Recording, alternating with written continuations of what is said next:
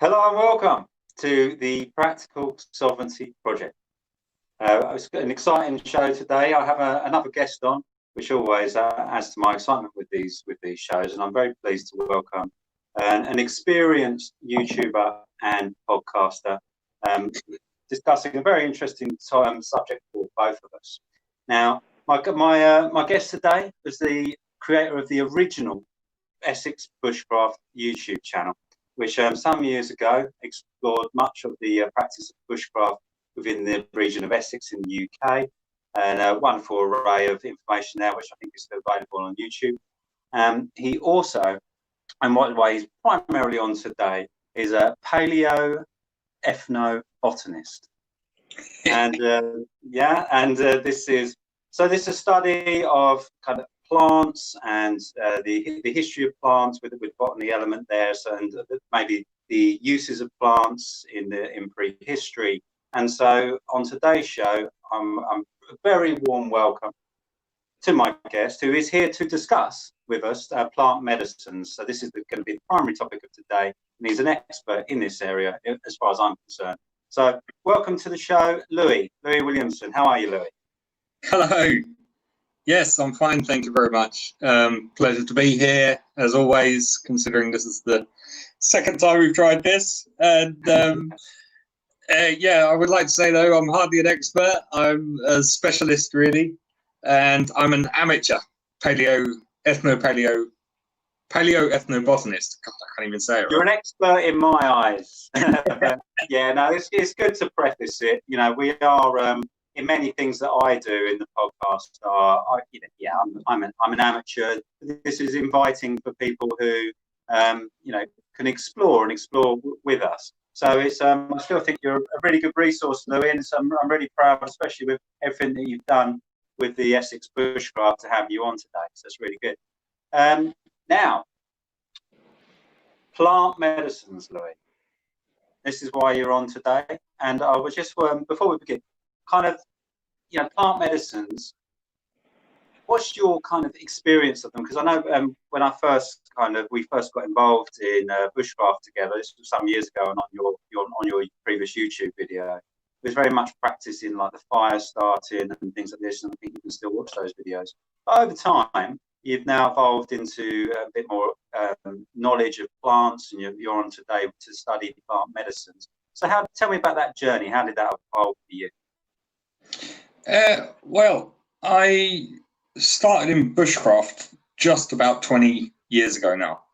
I was hiking, and wild food was a big part of that immediately. When I was hiking, I saw mushrooms and apples and other lovely things out there, and I thought, people eat this stuff, why can't I? And then that kind of stuck to the side a bit as I got more interested in survival skills. And I was studying survival skills alone for about 5 years. And then I started getting into prehistory and cavemen. And I realized that the survival skills, the best survival people in the world are tribes and the people who live these things, So I thought I would learn from those. And that led to an interest in prehistory. And it was that interest in prehistory that eventually develops into very quickly I realized that food was what it was about when you're living in a tribe, and it's like learning how to start a fire is good and all this stuff, but it doesn't go far if you haven't got the energy to be able to do it. You need lots of energy to be able to do what you want to do in the wild. And so after I got interested specifically in wild food about 15 years ago, and then particularly in wild medicine about 7 years ago. So I've been doing it quite a lot, but of course I'm a modern man, and I know there's a lot of woo-woo and nonsense flying around about what plants can actually do for you. And so over the years I've tried to see what actually works, what doesn't work, and what's useful to people and what's not useful to people. You can't expect somebody to extract digitalis from foxgloves or scopolamine, I think it's called, the poison in deadly nightshade and potatoes. You know, you can't expect them to extract this stuff themselves and use it safely, but you can eat a lot of garlic, and it'll help with your circulation, and it will help with the digestion, and you can do all kinds of wonderful things that are really good for you. And something like dealing with headaches and diarrhea are two very simple and straightforward things that you can do. And well, that's a lovely reason, like for why this is for me so appropriate to the Practical Sovereignty project there, because you've gone on to describe, you know, there's obviously you've grown in knowledge about your experience from bushcraft to survival skills, to appreciating that there's a whole lifestyle, or almost a way of life that incorporates this knowledge, but also that you're describing that you can take, being a modern man, you can take pieces of that as a modern man and still use today. So it's almost like bringing forward like experience in the past and bringing forward relevant things to the future. Is that correct? Oh yeah, absolutely. That's exactly what I'm all about, is making that bridge between the old and the new. And I would never dream of going back in the past because it would be better, you know. But there's no doubt about it. Our evolution has led us into this very form you see before us. We all have 2 arms and 2 legs, and the estimation is something like 95% or something with DNA, where we're all basically exactly the same. And you know, it's very, very small variations. Human beings have been specialized for maybe 200,000 years. There's only been a couple of other branches of humanity around in that time, and overall there's something, I can't remember what the last count is up to, but you know, last I checked, it was over 14 of branches of humanity have existed over the years. And you know, our one in particular, Homo sapien, is a very particular, very unique branch that has succeeded in all these wonderful things that we do. And for these last 200,000 years, 100,000 years for sure, we're basically exactly the same. There's almost no difference between us and 100,000 years ago. And that's well worth considering when you take Neanderthals and Homo heidelbergensis and the Denisovians. When you take those guys out of the equation because they're not around anymore, you're left with us. And you're left with a very specific branch of humanity that does very specific things. And I wouldn't want to go back, but there's definitely things that they would have done better than we do now. And one of those is living in touch with your environment and having the appropriate is the key word here, skills and knowledge of medicine and things like that would have been essential for the time. You know, there were. That to me is the crux and the fascination around all these topics, with particularly what you're describing, is that sense of like, well, we're not asking of this podcast. I don't want to see what can I gain to go forward. I don't want to go backwards. It's almost like, what can I take to go forwards, and therefore, what is it that I can use? I'm always looking for those things that I can use that can add to my knowledge, that are going to be relatively accessible, accessible locally, something that I can use and empower myself. And this is very much a sense of like almost a philosophy that I look for in what I take from the past. You know, basically, it's like if it's adding to my current life, then it's like, okay, this is something that I consider of value.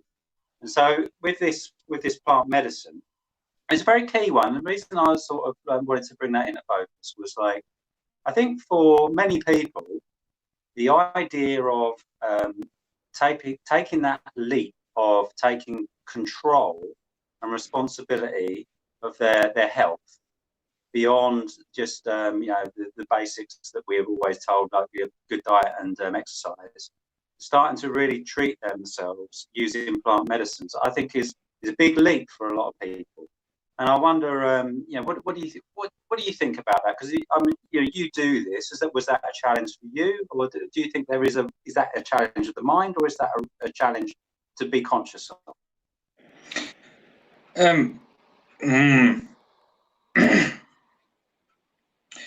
Yeah, you have to accept the limitations of plant medicine if you want to use them. That's my top takeaway from the discussions we've had, from just thinking about doing this podcast.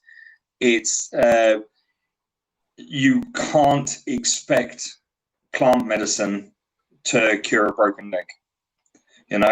You can't expect it to stop epilepsy. You can't expect it to change your DNA if you've got a genetic condition. It's just not going to do these things, whereas modern techniques might be able to.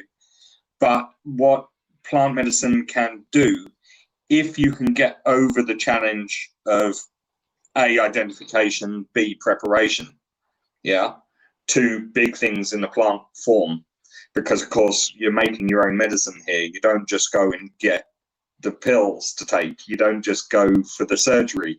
You have to actually do it. And if you can get over the identification, preparation problems, then there's loads of things it can help with. But there seems to be when we did this the first time, and it didn't record for those of you who are listening, when we did this the first time, we talked about how there's very few things that plants can actually cure. But the treatment of symptoms, they can be excellent at. They can be really, really good, because it's usually a mild but effective treatment that is just perfectly in coordination with the human body, because our bodies have evolved over the years to deal with this stuff. We are intimately intertwined for the last 2 million years, or whatever it is, since we've been mammals.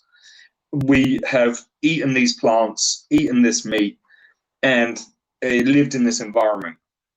The environment hasn't changed to any great degree over the 2 million years. It still goes hot, it still gets cold, gets wet, gets humid, and it's this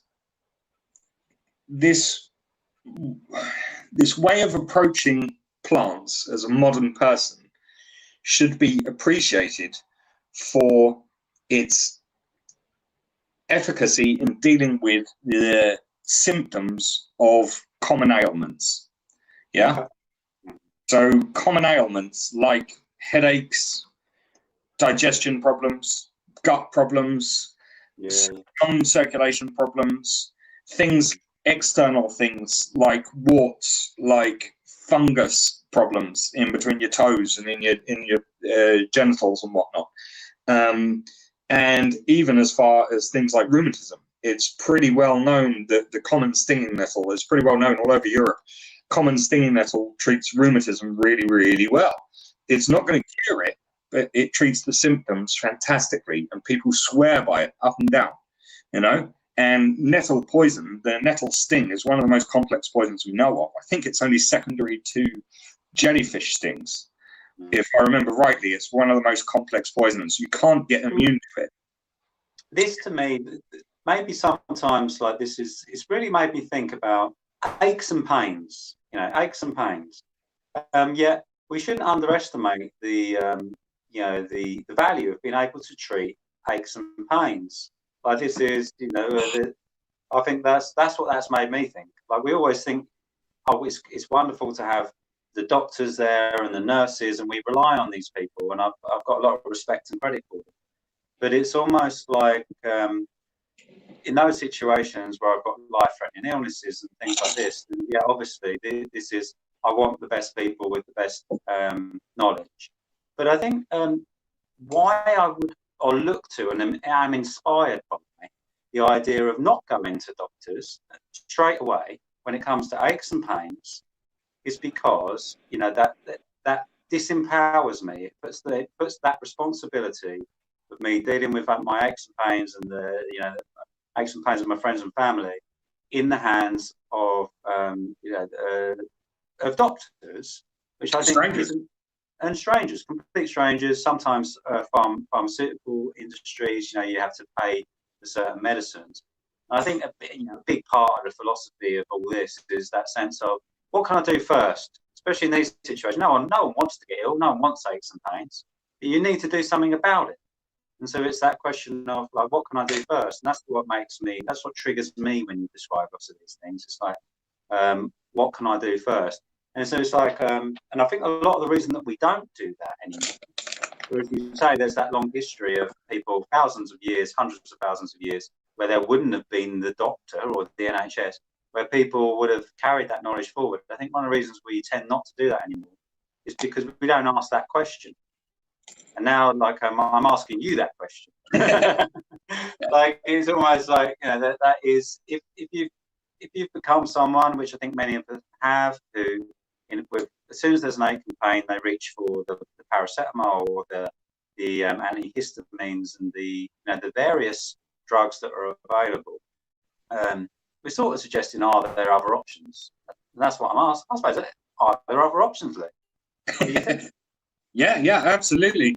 And there most certainly are. For those common ailments, there's a huge amount of solutions in the plant world, and the more complex it gets, the problem, generally, the less you can rely on direct plants or plant matter to help you. But how would you start? This is at that point. We're both pretty much solving it. You would and obviously you practice it and things like that. Especially that's almost that put me in that place of that person who maybe listens to this podcast and your YouTube videos and things, who sort of thinks to themselves, I like what they're saying there. Actually, I was annoyed the other day when I had to wait in the pharmacy queue. It was only like a rash. And it really is that. Like, I thought hospital with a cut and come back with COVID, Yeah, exactly. Or the hospital was shut because everyone had COVID. It's just like, I think it's that. I guess what I'm suggesting is at that level, one of the challenges is that it seems quite vast. It seems like you said you've got your identification, you've got your selection, and then you've got all the variety of illnesses as well. It's like almost like it's quite hard to go, oh, I've got a headache, or oh, what's this weird rash, and then explore the world of plant medicine. You see what I mean?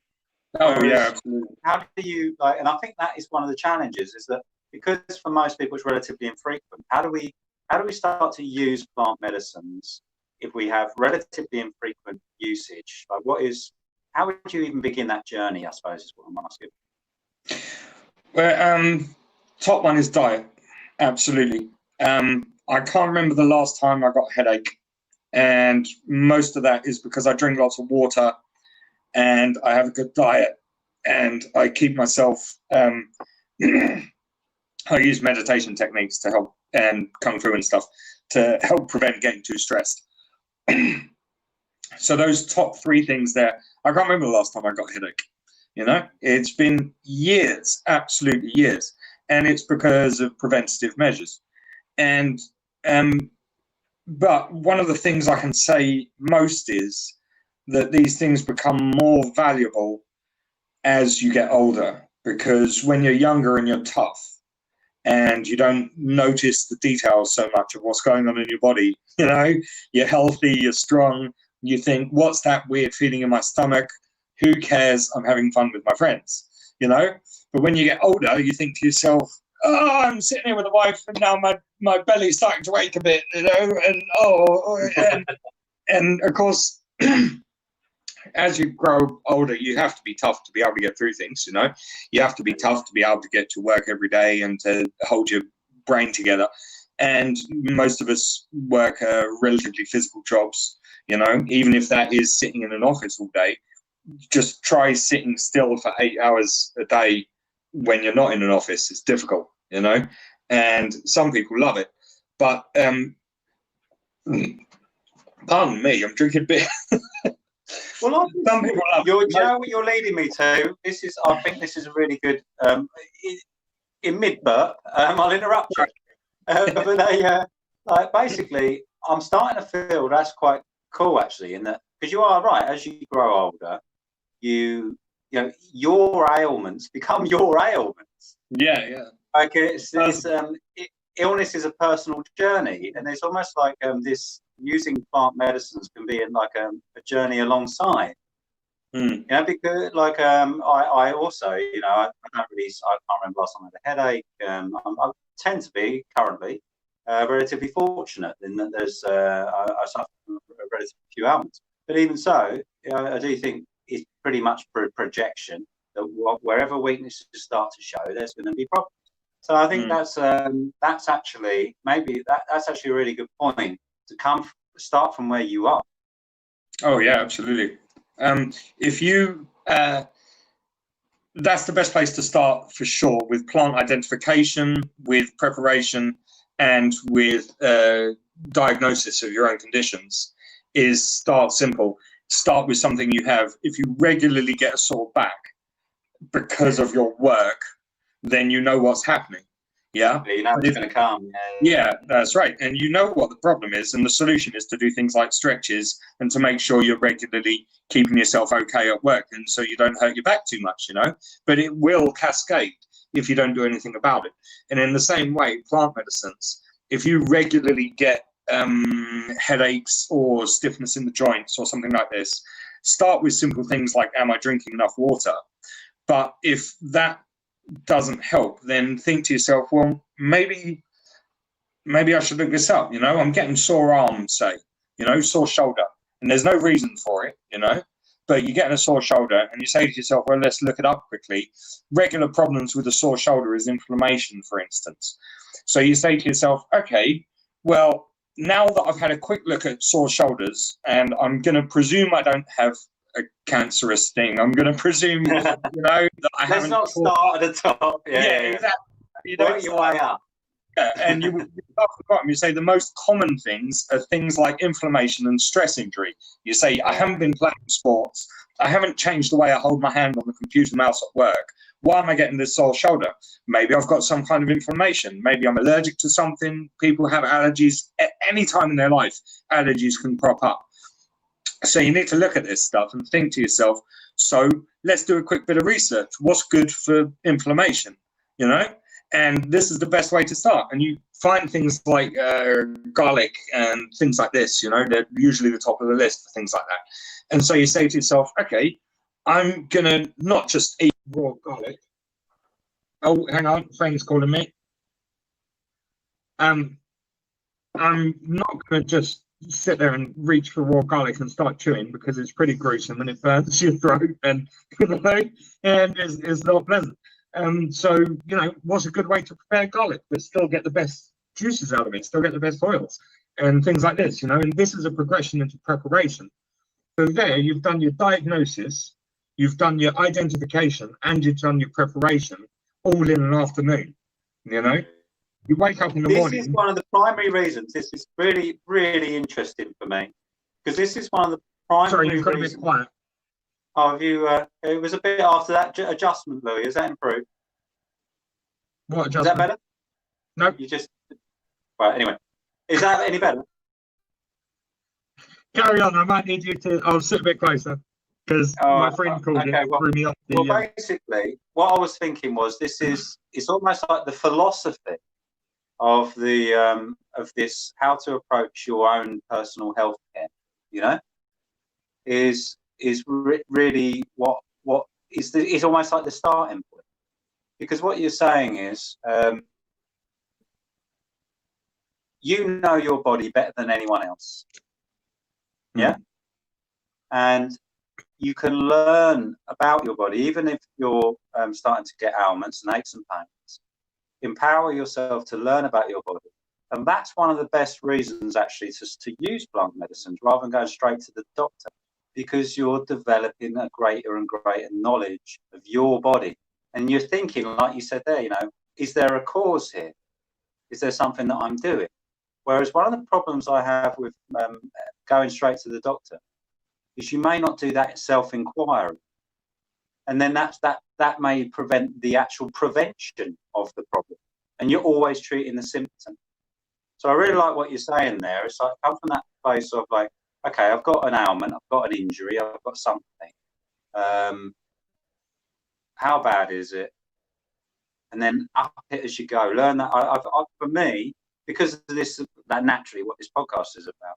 For me, that's the essence of why these things are useful, because it changes the way you think and relate to your environment. It's not like, oh, I've got an illness, doctor needs to sort it. It's his responsibility. He's my doctor. I pay the NHS. It's I've got this problem. I wonder what I can do.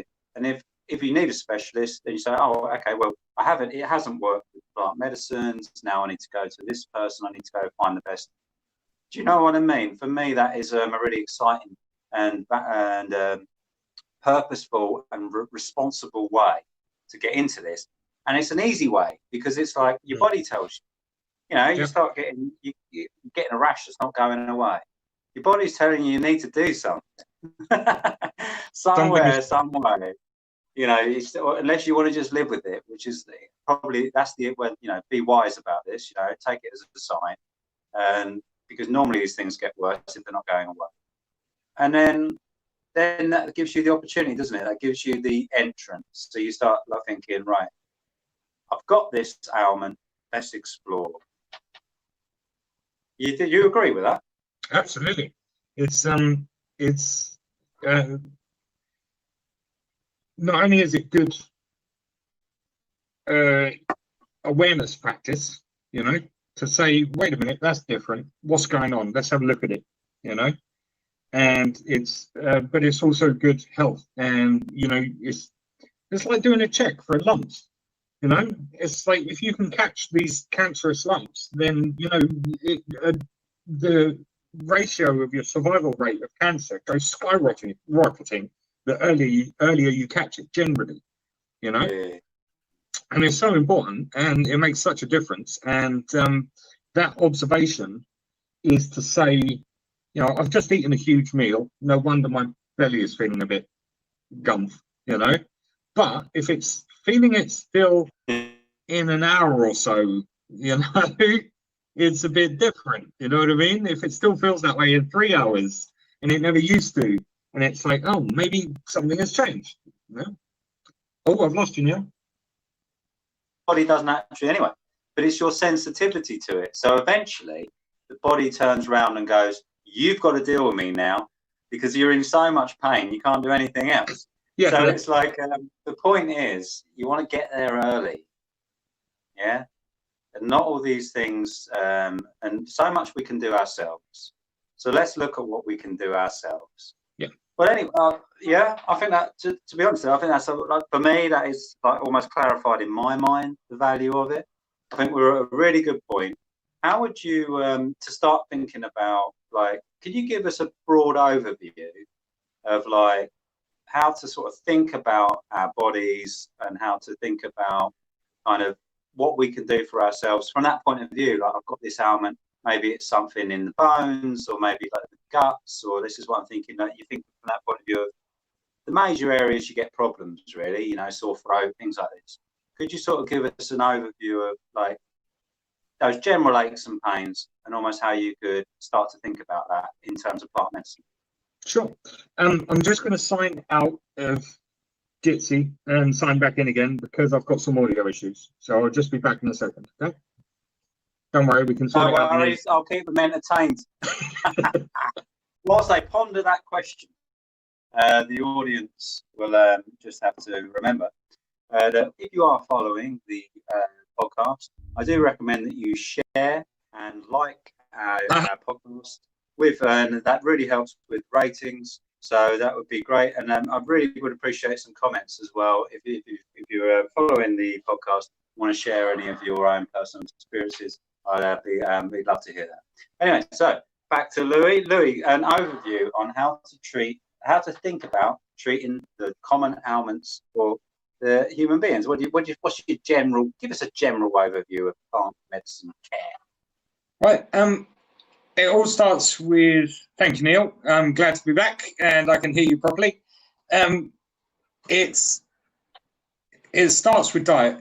You are what you eat is not just a phrase. You actually are made up of the very molecules and the very things that come from your food and from what you intake. That is what you're made of. You know, you're not absorbing things from the air. You're not taking them from the ground. It is coming into you. And so the place to start is diet. And it is, if you do that, you can cover so many problems that people get through bad diet. It's just unbelievable how many problems come from bad diet, small ailments. And if you have a cumulative effect of many small problems being healed, the overwhelming health psychology is fantastic. You know, it's like a little exercise every day is so much better for you, and you don't have to be an Olympian to do it. You know, you don't have to be the best of the best to feel good. You know, some people do, but you know, if you are having a cumulative effect of lots of small things making you feel better, then it soon adds up, and it soon makes you a healthier person to quite a large degree. And the diet is, there's two things that I think that the plants can give you, which is just incomparable, and that's the vitamin and mineral consumption. Though mineral, to be honest, you get lots of minerals from meats, and you know, I'm a meat eater, but lots of people aren't. But meats give you lots of minerals, but the vitamin consumption, the plants give you a blueberry or a raspberry or a blackberry is a perfect vitamin delivery system for the human body. It's absolutely perfect. It has all the necessary stuff inside it. It has the, pardon me again, I'm drinking an IPA here. Excuse me. I didn't realise. I thought that might have been all them raspberries you've been eating. No, right. Yeah, no, you don't have too many. It's acidic. Yeah,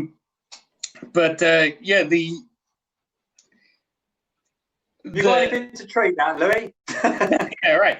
Yeah, actually, ginger. But we were talking about, last time when we did this, we were talking about complementary compounds and how there's some things like vitamin C. It seems you can extract vitamin C from a source and essentially inject it into the human body, into the bloodstream, and it does wonders. It works great. But other things, not so much, you know, like vitamin D and a couple of the minerals and things like this. It seems they need a bit of help to make that transition between the original cell and your cell.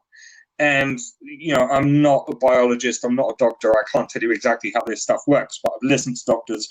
And it seems that in lots of cases, and you might as well just do it for all of them, frankly, but in lots of cases, these vitamins, you're just simply better eating a few pieces of fruit than you are taking a supplement. You know, if you increase your vitamin consumption by increasing your fruit consumption and vegetable consumption, then you will have, as far as I can tell, a much better vitamin delivery system into your body than if you took supplements. Because these supplements, it seems that lots of them just aren't very effective at making that transition from cell to cell.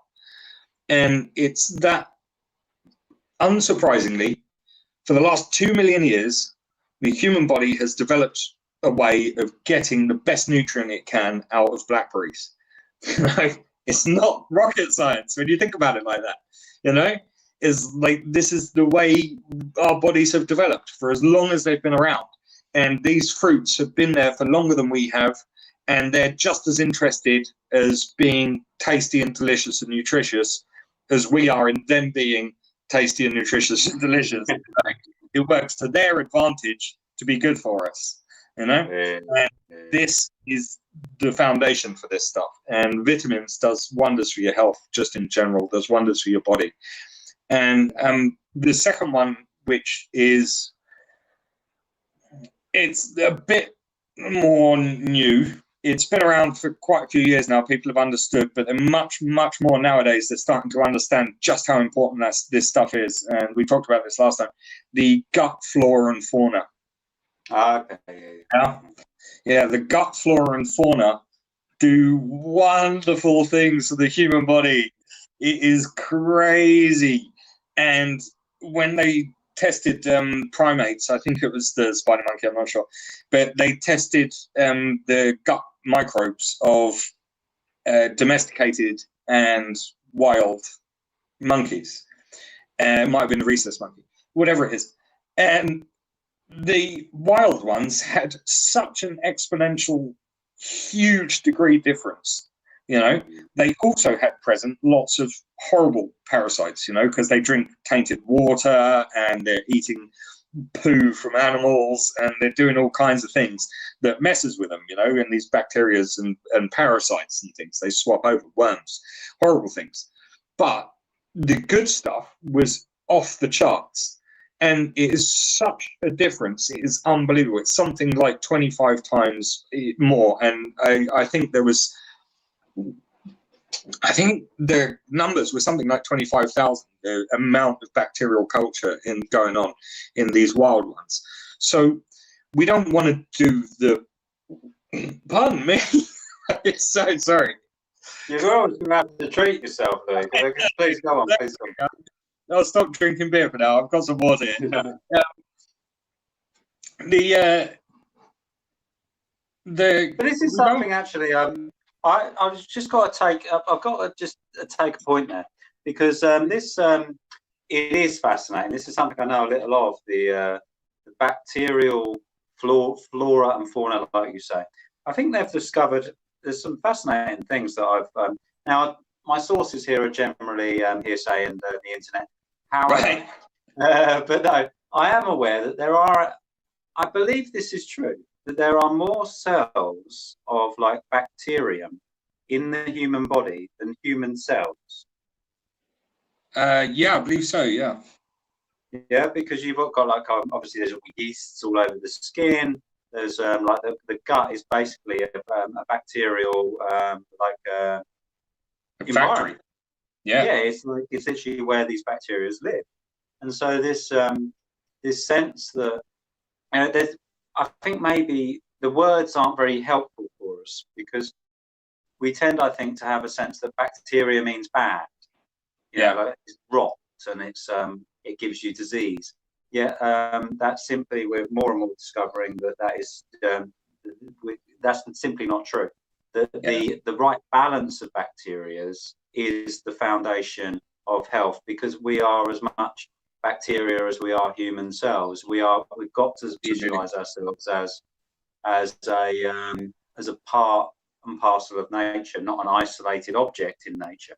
And therefore, naturally, the more that we can at least have the healthy parts of nature in our own personal environment, therefore our own diets, it seems natural that would be the source of our health.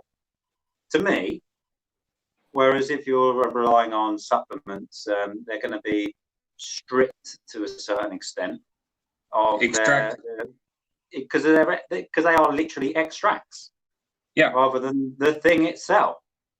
Why not go when it comes to food? If you go straight to the source, to me it just seems logical that would be the source of the most health.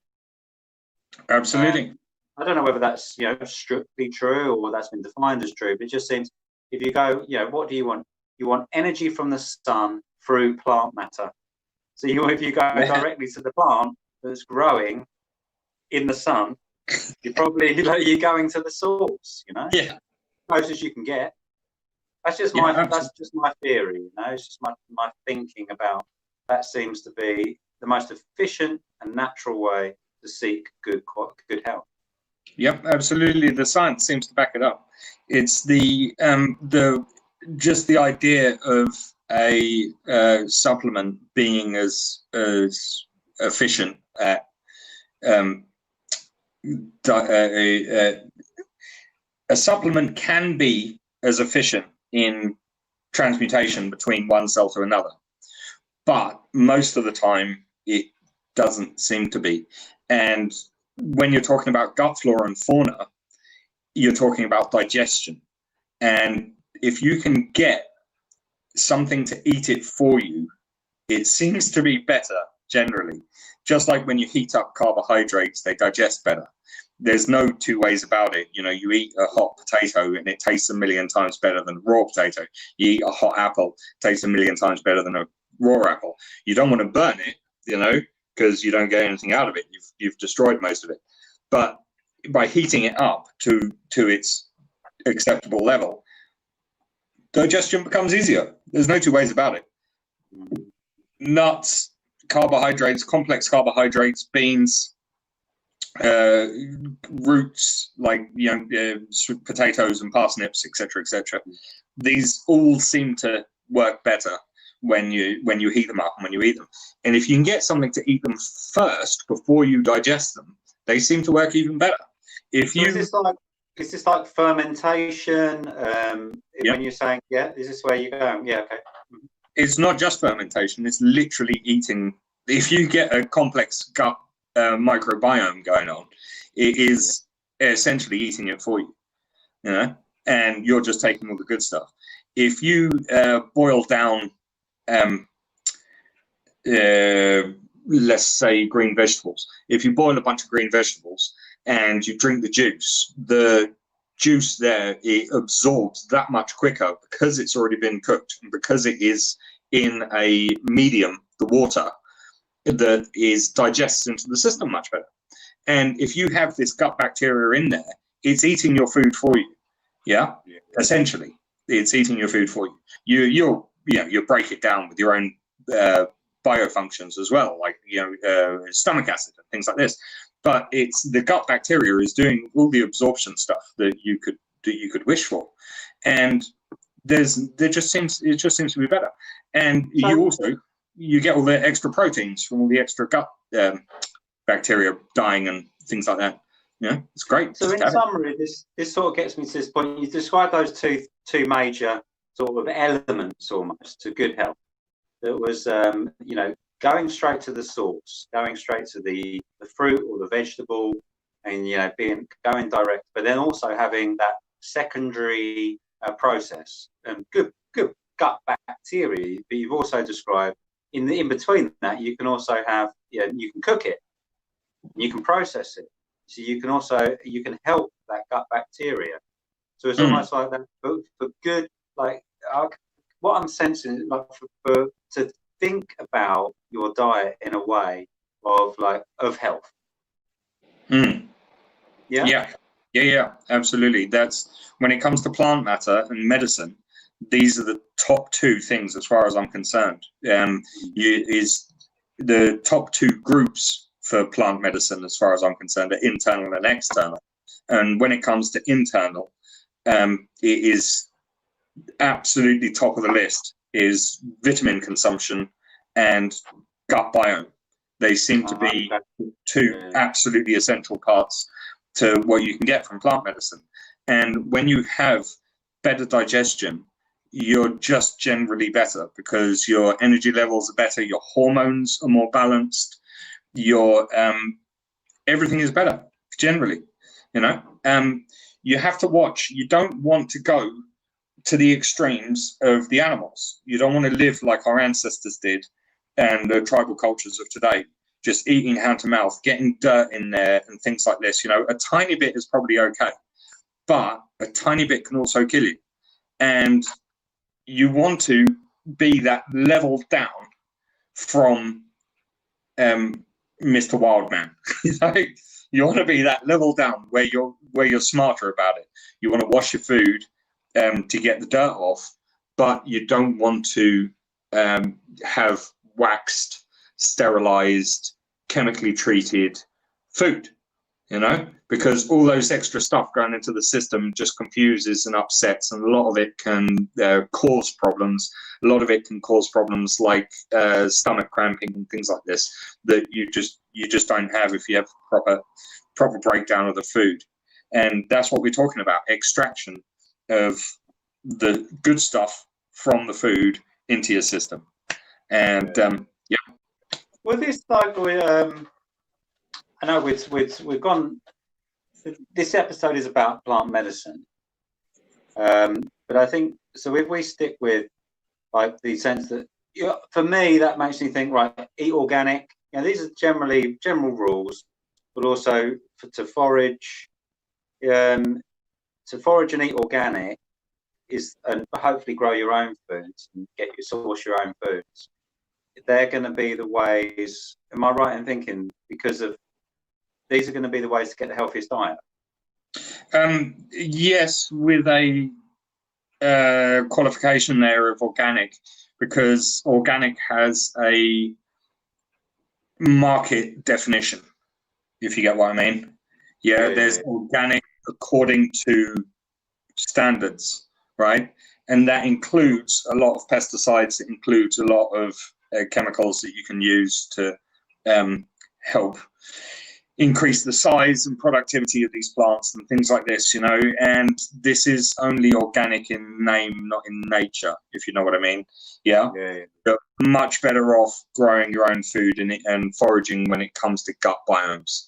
There's no two ways about it. If you reach for leaves off a tree, like a lovely lime tree or a birch or something like that, and you're just eating these leaves straight off the tree as soon as you pick them, the amount of bacteria on there is off the charts compared to stuff that you get, which has been chlorinated in the shops and things like this. It's not as bad, the chlorination, it seems that chlorine just passes straight through the system, it seems to be no problem at all. But what the chlorine does is kill all that surface bacteria. There's lots of bacteria in the plant, but that surface bacteria is sitting there just feeding off of things like sunlight, feeding off of things like algae, feeding off of things like fungus, and it's all got this huge amount of culture going on just on one plant. And when you eat that goes into your gut, and anything that can survive the digestion process through the stomach is going to pass into your gut, and most of it gets lost. But sometimes a good bacteria will sit there and cultivate, and you may get a bad bacteria cultivating. It happens, but that happens anyway. There's no, you can not wash your hands properly after doing any number of things, touching the outside world, put it in your mouth, and you get the same bad bacteria.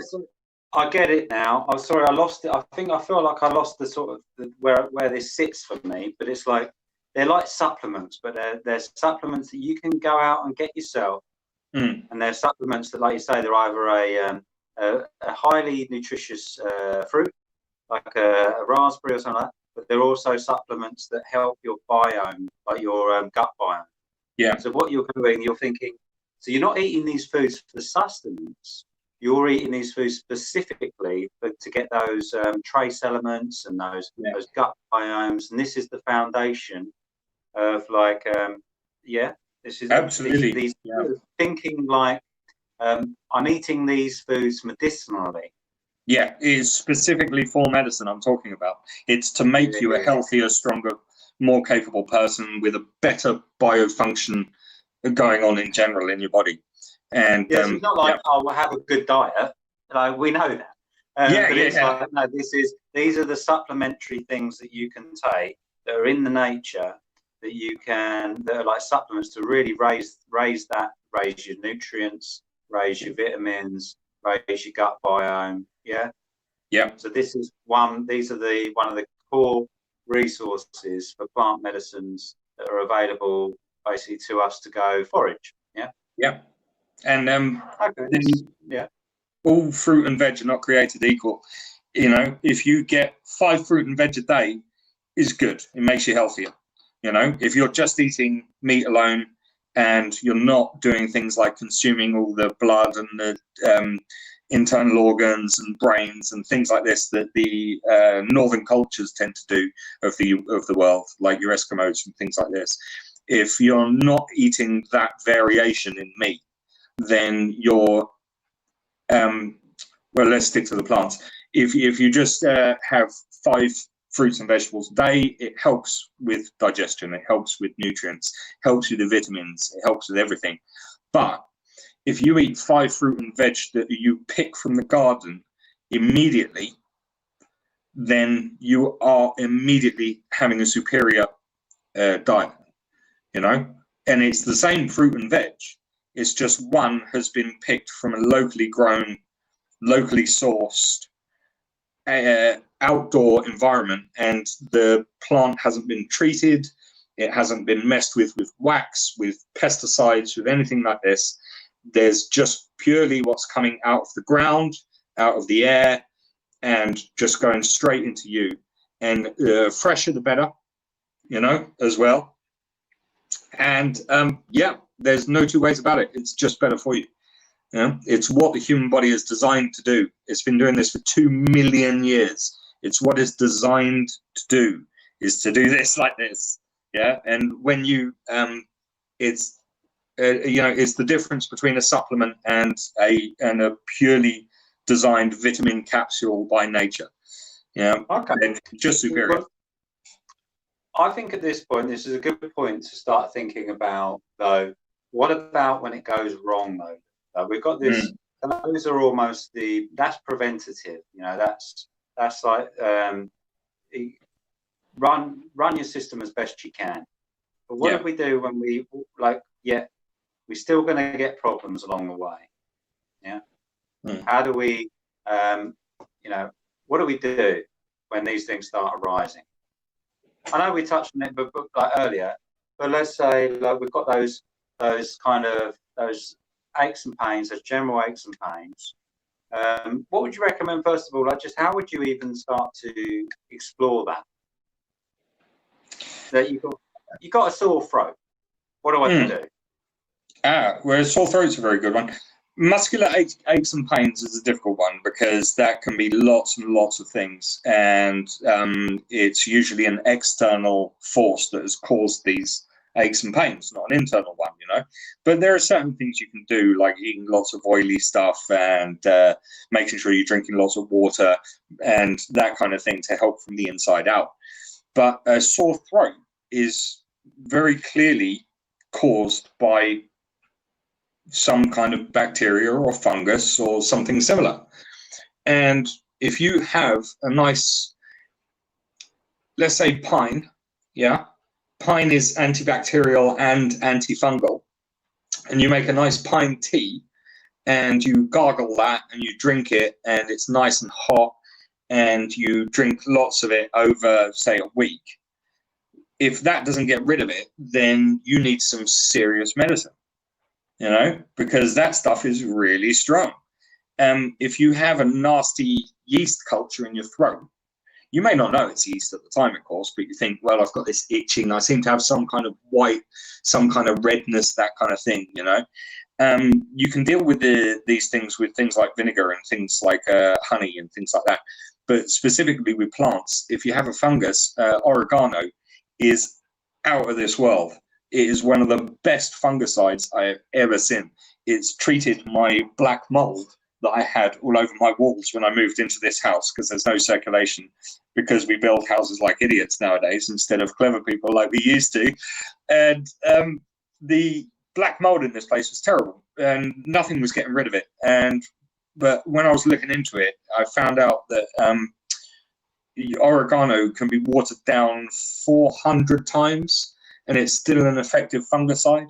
So it just takes normal oregano from the shop, you know, just a little pot, and you put a spoonful of that in a cup and pour in some hot water, not boiling generally, and you let it seep, turn into a tea, and just drink it. And damn, is that a good fungicide? You know, it really is fantastic. It is so good. And it's that kind of thing can be the difference between going to a doctor and getting a steroidal treatment with a fungicide, you know, them having to take swabs and getting cultures and things like this and trying to understand what's going on. It can be over with in a few days just because you drank some oregano tea, plus all the vitamins and benefits you get from drinking oregano anyway, you know, and big difference. Well, I like that. I like that. I think we can already see the benefits of that. You know, like you say, it's not just it's the hassle, isn't it? Yeah. You can use that just so I can treat this in a couple of days. And these are, so we're kind of getting into treatments now, you know, and this is what I'm sort of thinking about. Like, yeah, you've got your balance, you've got your improving your diet. Now you're sort of thinking you've got your fungicides and you've got your antibacterials, and we're starting to think like that now. Well, is there like, I guess it's almost like, I'll tell you what, Louis, I'm starting to think we're almost edging towards, unless you've got anything more to add, because we're almost edging towards the practical sovereignty project of today. Yeah, I'd love to talk about external projects for 10-15 minutes if you can. Oh, please do. Please do. Because I'm just thinking, what I'm noticing is that we've got these, like you've got oregano there. My mind is already flashing to what I want it, oregano. I'm thinking I know what I can do with it. And I'm just thinking, I'm getting excited. I'm basically getting excited for this week's project. But no, please, sorry. So these are external. When you say externals, are these like things basically that you're not digesting? Yeah, it's topical. Let me just read out the internal stuff that I had written down. This is the internal list of stuff that I generally, when I was thinking about the podcast, I thought, how can I break this down for the beginner? What kind of thing can we actually treat? You know, that kind of thing. And internally, things like, now you must remember, most of this stuff is not a cure. It's the treatment for the symptoms. And overcoming those symptoms is like taking the sugar away from the bacteria in the Petri dish. You know, you treat the symptom and it's like there's still some sugar there, but the bacteria just becomes overwhelmed with these treatments. And it's like it's still there, but it ends up suffering so much, it can't reproduce, and it's having a terrible time. And it's not like you cure it, you just end up overwhelming it. And that treated enough, it would probably end up with a cure. But you think about how miserable it is to sit there in bed with the flu, yeah? And you're sitting there miserable, you're having a horrible time, and then somebody brings you a nice steaming broth of something delicious, you know, and you drink it and you're like, God, it feels so good. And it's not a cure, but it helps so much, you know? It's soothing, yeah? And there are some preventative things, and there is some direct treatments, but most of the time it's not a cure. There are some. But my internal list here is antioxidants, opioids and sedatives, vitamins, immunomodulators, treatments for scabies, coughs, digitalis for hearts, the gut flora and fauna. You can treat diarrhea, and the purgatives for treating stomach conditions and bowel conditions. But there's also the treatment of blood conditions and kidney disorders and things like this, mild ones that are difficult to treat, but with a repeated battering, you know, from these herbal treatments, and it can go a long way. And if treated enough, it can actually go so far as you can cure it. But for the external stuff, we're talking about topical stuff that goes on the outside of the body, plant extracts that are actually very powerful and very capable in dealing with things. And so the soaps, saponin is a key poison for loads of plants. You know this. Saponin is, for those who don't know, is the key element of soap, and it is the stuff that makes the lather, and it's the stuff that feels not greasy, but you know, the film that you feel when you're on your fingers and that when you're washing with soaps. And there's tons of natural soaps out there that are absolutely brilliant. There's treatments of wounds with things like yarrow and comfrey. We both have personal experience of treating wounds with yarrow. That I use it when I'm talking to people, talking about what I do in bushcraft. One of the first things I say is, look at these two scars on my hands. One I've treated with just bandages and plasters and things like that, and the other one I treated with yarrow. And the one that was treated with the yarrow, they can't even see without looking at it really carefully, and is almost invisible to the naked eye. And I say to them, well, you wouldn't believe those scars were the same size when they first started. The cuts were the same size, roughly the same depth. And we're talking cuts like this long. This one on the back of my hand, I don't know if you can see it there. There it is. See that one there on the back of my hand? Obviously, you can see that much better with the naked eye. But that's the arrow one. No, you see, the other one is the arrow one. You wouldn't be able to see it on camera, full stop. You can barely see this one on camera, but with the naked eye, you can see it very clearly. But and so that treatment of wounds is, frankly, I think it's a lost art, that treatment of cuts and wounds with the yarrow. And I think it's something that's missing. There just seems to be these natural compounds. They use mycelium in treating wounds and skin grafts and things like this for burn victims. And, there's no joke, this stuff. Very serious. The treatment of eczema with things like aloe vera and any number of topical creams you can get. I understand, though I haven't done it myself, I don't suffer with this kind of thing like rashes and things like that. I've generally got good skin cultures, so I don't get rashes and eczema and things. But it's a kind of jelly that you get at the base of the reed, and when the bulrush, greater reed mace, when you pull it out at the stem, when you pull the leaves out from the very base, if you make sure you get it right down to the root or to the earth or whatever you want to call it, there's like a jelly on the outside. I've heard that's exceptionally good at treating burns and blisters and any cracking of the skin and that kind of thing. Very good for sunburn. Pardon? Sunburn.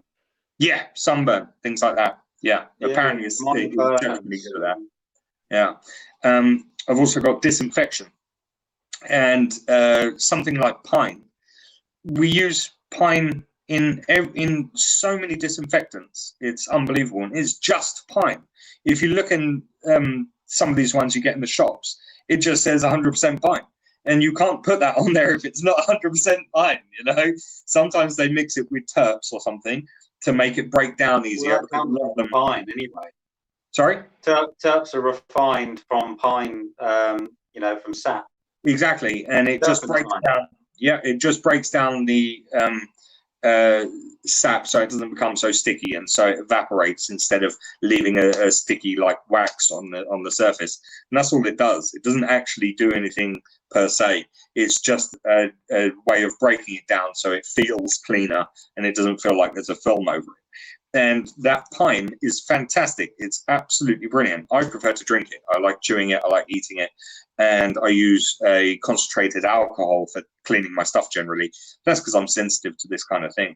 But it's a very mild, very effective disinfectant. And pardon me. We talked about rheumatism and nettles earlier, didn't we? It's very common in Europe. And fungicides, of course, we've already talked about. But just quickly, those and warts, of course, the treatment of warts, the amount of wart treatments there are out there is crazy. From the old days, the human papillomavirus has been a bane of human existence and lots of mammals for a very long time. And there's all manner of ways of treating it. And our ancestors used to burn the living daylights out of it with these very caustic substances that you can get from all kinds of things. But personally, I've looking into the science. When I last had one, I just used a piece of bandage or tape over it, and that cut off the light, and that seemed to work really well. And it took a couple of weeks, but it got rid of the virus there, and I didn't have any trouble with it. But I prefer to do that than experiment with caustic substances from plants. I didn't want to burn myself, so I just thought I'd take the chance. Well, maybe maybe for the purposes of the science, you could have done that, but we'll forgive you for not doing so. Yeah, thank you. But I would just like to say about soaps, there's plenty of fantastic soaps that you can get from plants like tea tree and eucalyptus and other things like this. Pine soaps, again, pine. Just fantastic antibacterial soap, mildly antibacterial, mildly fungal, and just perfect for the human body. The pH balance is really nice. Most people aren't allergic to it. It's great. But the soaps, when I told you this last time, when I was hunting all the time, and I was out in the field and I was getting bird blood all over my hands, and bird blood seriously bad. You know, it's got loads of worms and parasites in there. It's a whole different species, and the birds just have their own worms that just don't mind living in us, and we find it very difficult to fight these bacteria and worms. And so I was worried about getting these worms in my mouth and my eyes and things like this. I knew about some soaps, I knew about some cleaning properties. I didn't want to walk around with garlic or with onions all the time and doing that kind of thing. But I found that when I would use even the harshest of soaps, these salts and soda crystals and the dish soap detergents, you know, these very powerful soaps. And I found that the sense of smell is excellent diagnostic tool.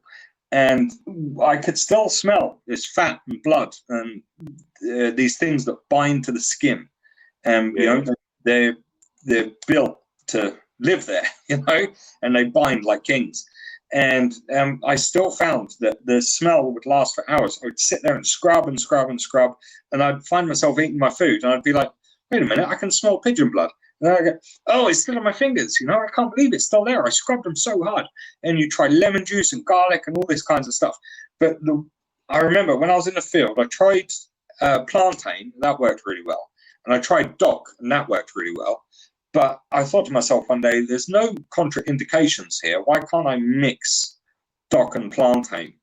And when I did that, I would squeeze the juice and rub the hands. You know, first you clean it with water, and then you squeeze the juice and rub it all over your hands. And then I used the plants and scrub my fingernails. And in just a couple of minutes of scrubbing like that, and gone, absolutely nothing. And I would absolutely swear by it. I've never been sick from doing that. I've only been sick from wilderness stuff twice. And once in the early days with a misidentification of a plant, and once later on when I accidentally didn't kill a bug when I was eating a blackberry. And I've been sick more times in the same time period from shop-bought things than I have from wilderness stuff, you know. And this plantain and dock mix was second to none, and it's the only thing I use now to clean my hands of fat and blood when I'm out hunting. It's just beyond compare. And I would say the same in the kitchen. If you're preparing meat in the kitchen, don't bother using these soaps. Most of the time they're not as effective as you think. Whereas this dock and plantain seems to have magical properties almost. It's amazing. Well, we've got there, Louis. I think there's a real, I'm getting a real sense of the variety, the variety and the scope, because you don't really think like what you just described there. You know, there's the health, the preparations, the cleaning. I hadn't really considered that, like what you said there. So it's the variety of potential uses for these plants that aren't just like I suppose what I thought when we said plant medicine was like treating a cough and a cold. But it's like, no, you've got a whole variety of, like you say, external uses and internal uses. And it's almost like you can build it up. That's why I get the sense, you know, you can build up your knowledge and you can start applying this in these different scenarios. That's really what I'm getting while I'm listening to this. It's this sense of like, it's, it's not, we can sometimes be a little bit too, or me maybe, too specific when you say the word medicine or plant medicine. I'm thinking, you know, I'm basically thinking you're going to have a concoction. You're going to be cooking up a little concoction and like kind of trying to escape getting arrested by the police because you're trying to flog it to people down the street.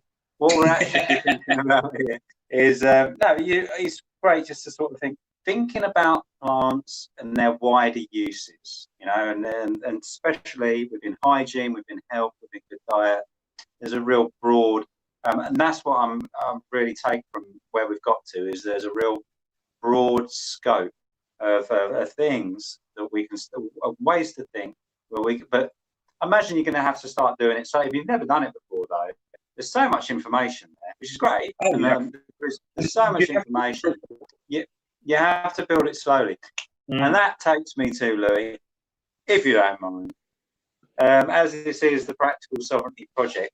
It's a thing I've been doing for guests, new guests on the show, is to actually hand over the Practical Sovereignty Project of the day or of the show to the guest. Right. So I hope you're ready. I hope you're ready for today's Practical Sovereignty Project on plant medicines. That was a meditation bowl, wasn't it? That was a meditation bowl. Yeah, lovely. Still is. Yeah. Well, okay, the project is, if you're let's just say you're a beginner at this kind of stuff, yeah, and you don't have gardens and things like this, you're just an interested listener, you've been wiping your surfaces down with lemon juice and, you're like, yeah, what can I do? Surfaces. Yeah. I would suggest it's the broths, the medicines, the cough medicines, things like that. What you want to do is make a tea, a nice vitamin-rich, hot, lovely, yummy tea. You get your plant, your source material, you put it in some hot water, not boiling. Generally, the boiling destroys the vitamins and burns the plant. It can break down the oils to such a degree that you lose a lot of them, things like that. You want to heat it up gently or pour on water, say between 60 to 90 degrees. We're talking about that kind of temperature. So you put your source material in the water, you cover it, and you heat it slowly. And you make a very strong tea, stronger the better. And then you can always water it down a bit. And if you get a little bit of lemon juice and a little bit of sweetener, you can make a very, very tasty tea. And if you mix a couple of plants as well, a couple of strong plants, you can get a very, very effective medicine. And it can make the difference between suffering with mild headaches and cough symptoms and mild irritations, mild throats, mild all manner of things, bladder problems, things like that. And if you regularly drink these, they can be fruit teas as well. You can do this with raspberries, you can do it with blackberries, but you do it with herbs as well. And these regularly drinking those things is just a wonder for the system. It is just brilliant. It digests so well. It has all manner of vitamins and things that get delivered into the system super fast. And it's just extremely healthy. And it can be a real top-up for any type of nutrition problem that you're having and you may not realize. And if you use the right plants, if you use sage, mint, oregano, garlic, onions if you like them, these are all very go with them four. I like those four. What you got there? Because also they're now you got your but this is I like this when you especially if there's only four, because my memory's a bit weak. Right? Have you got anything for that? But no, there's so your sage. Now, what's your sage good for? Because if you got four, I love that. I love the fact that you're making a tea. It's easy to do. I really like that. And then very straightforward. You can buy sage, mint, oregano, garlic, onion if you want. Anything in the allium family is generally really good. All right. And so if you, it's really good, I think, just to have that basically in your mind. I've done this before, when you first go out foraging or something, just have a few things, don't overload yourself. That's the thing. This is what I recommend. Start in the kitchen. Any new subject or anything, start in your kitchen. You might even have the herbs all ready to go. And you just get them, or they might be growing just in your garden or your mother's garden or something. Yeah. You've got them basically. That's a really good. I know they're good ones from previous experience. And so if you say, and they treat different things.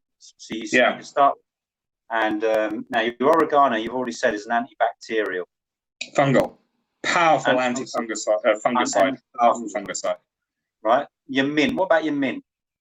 Mint is really good for, well, you know what it's like when you drink lemonade? Yeah. You know, lemonade is sharp and dry in the taste, astringent, but yet it's refreshing. You know, Yeah. It's like when you're drinking lemonade, you think, you know, it makes the lips curl a bit, and that's astringency that comes from the tannic acid. It comes from an element in there, and it's astringent. Yeah. And mint is very similar. It's very refreshing, and it is great for headaches and things like that, and good for mild antibacterial properties. You know, I'm not sure if it's a fungicide, but it's mild antibacterial properties, and is good for things like headaches and circulation and things like that. Brilliant. And your sage? What about your sage? Sage is just a general all-rounder. Sage is a bit of a wonder plant that has been forgotten, and the word sage, you know, we all know the word sage to mean wise, to mean clever, you know, and it's like that for a reason, I promise. So you used sage as a toothpaste, didn't you? So did I, and very effective. And it's a good a good fungicide and good antibacterial. And it's a good all-rounder, like you say. It's good mineral as well. Very complex compounds. Oh, well, that's the same with lots of herbal medicines, but yeah, lots of complex compounds. I think I use sage, like you say, not just I can't remember. I think it's headaches as well. I mean, very powerful for like those sorts of conditions. You used it for brewing, didn't you? You used it to disinfect your brewing equipment, and if it can disinfect your equipment, then that is true. I've just remembered. You can boil it. Yeah, a disinfectant. I've used it as a disinfectant. Yeah, so that's exceptionally powerful stuff. If it can do that, you know, if it can fight against those kinds of yeasts, you know, that's just as difficult to clean as jam and things like that, jam jars. And, you know, anyone who's made jam and had within a few days a big pile of mold and gone, oh, that wasn't worth it, you know that the problem was your disinfectant technique, you know. But if sage can combat that kind of bacterial growth, and at the same time you can rub it all over your skin, you can drink it, and it doesn't cause any problem whatsoever to the human body, which unless you're allergic to it, won't, you know, then this is a very powerful medicine. You know, it shouldn't be underestimated. You may not, like I say, it's not going to cure cancer. It's not going to regrow a leg that's been chopped off. But the amount of things that it can help with, and the amount of things it will alleviate and make easier, it makes a hell of a difference to one's life if you're doing it all the time. Well, fantastic. I'll tell you what, Louis, I think that is a wonderful practical sovereignty project for today, which is basically teas, herbal teas. But we've given you a real good starters collection there, I think, of a sage, a mint, the oregano. So these are things that you'll find in garden centres if you want to plant them. Oregano. I tend not mint. Yeah, supermarkets are easily available. Sometimes you'll see mint growing outside, but you know, we won't start with the forage side of things because obviously you have to learn to identify them. But yeah, you can buy those. Garlic, they're available. They're herbs in the supermarket, and you can start making a tea concoction to begin your journey into the world of plant medicines and your journey into the world of taking responsibility for your own medicinal health. So that is an excellent, and I'm really pleased with that, Louis. Thank you very much for that today's Practical Sovereignty project. Have you enjoyed today's show? I have. There's one word of there's one lesson I'd like people to take away though from the idea of. Oh, this almost sounds like a warning. It is a warning, but it's like all good wisdom. It has two edges, you know, a good side and a bad side. It's the willow bark. most people know that willow bark is, it's pretty common knowledge that willow bark is the birth of aspirin, salicylic acid. And people used to use willow bark as you would aspirin. And you just chew on the red willow bark, generally the redder the better. Chew on that, and it has the same taste in the mouth, it has the same feeling, and it does the same things to the body. But there's a secondary, I think it's a bacteria that grows either underneath the bark or in the juice or somewhere around the area. When you're chewing on it, you're also exposing yourself to this bacteria that can cause ulcers in the stomach. And the red willow, people extracted the salicylic acid from willow bark and gives us aspirin over the counter. So you no longer have the problem with that ulcers, But if you're walking around and you start to get a headache, or you start to get a bit of diarrhea, something like this, you start to have indigestion. If you don't have any aspirin, what are you going to do? You shouldn't avoid the willow bark because it might give you an ulcer, because it probably won't. It just might, And so when you're talking about juggling these gut floras and things like this is the balance we're talking about. You need to be smart about the way you're doing it, You don't want to overexpose yourself. You don't want to eat dangerous things like bird poo, and you don't want to pick mushrooms from a pile of cow poo and things like that, But there's no two ways about it. Salicylic acid is an exceptionally good medicine, and it's brilliant for dealing with all kinds of things, and it's worth using. But you've got to be careful. If you have too much of it, you will expose yourself to this bacteria and you will get ulcers. So the key is using it when you need, and having a good diet so you don't get headaches. Having a good diet and good water consumption and things like that. And it's just general health. And then when you need to, if you are in a pinch, you can say, I heard red willow bark and has aspirin in it. And so you see the willow and you think, I'm getting a pretty bad headache here. If I continue driving or if I continue walking or something, I can end up being a danger to myself and others. I'm going to chew on a little bit of that and make myself feel a bit better, and it's worth it. Absolutely. Well, thank you, Louis. That is that warning there. Go slow. Go slow. Be smart. Don't go mad. Don't start going out there and just chomping away on every plant that you see, trying to work out whether it will cure your bunions. What we're looking for here. Go slow. Learn the knowledge. This knowledge, it really does help, I think, as well, to start to maybe build up a library.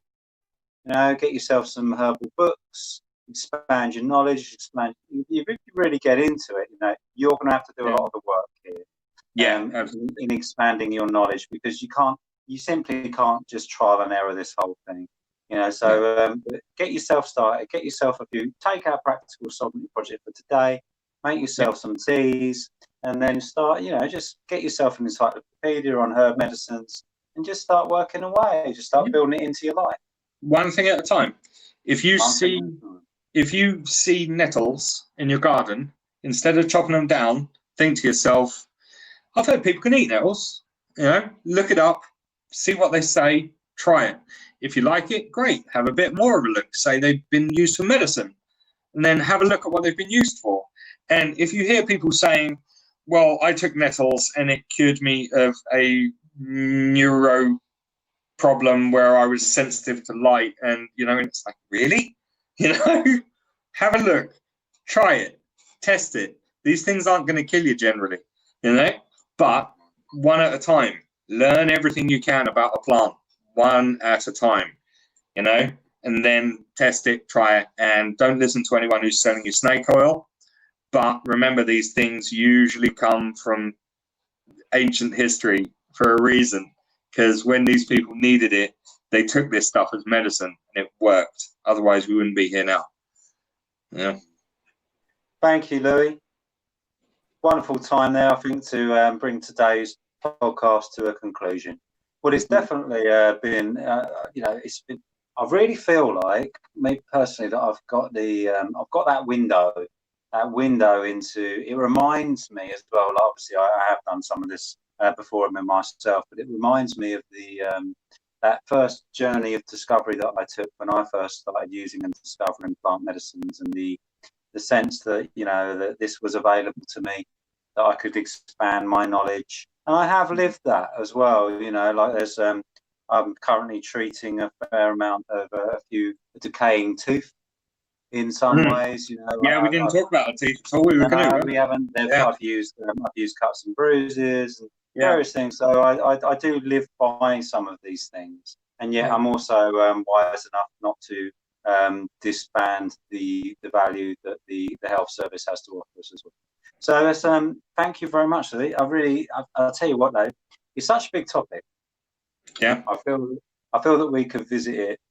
Well, plants in general, plant uses. I feel there's more than enough opportunities to revisit this in regards to the Practical Sovereignty Project and bushcraft in general. So that's great, Louis. If you enjoyed that, I really would appreciate having you back on at some time if we've got another few things to go through, because especially in the arena of the plant medicine, you're now my go-to man. So make sure if I'm calling you up, you've got to worry, because it means I've got something wrong. Right? Because you're really sick. Yeah. So you better watch that. Maybe wild food next time, huh? Yeah, we can go. We can try wild foods, wild foods. But thank you very much. It's been a great show. Thank you. And so I say to all your listeners out there, today's Practical Sovereignty Project, get yourself a fruit tea. And I hope that you will listen to us again in the future and to expand your plant medicine knowledge. So, bye, everybody. Thank you very much. Bye. Nice one.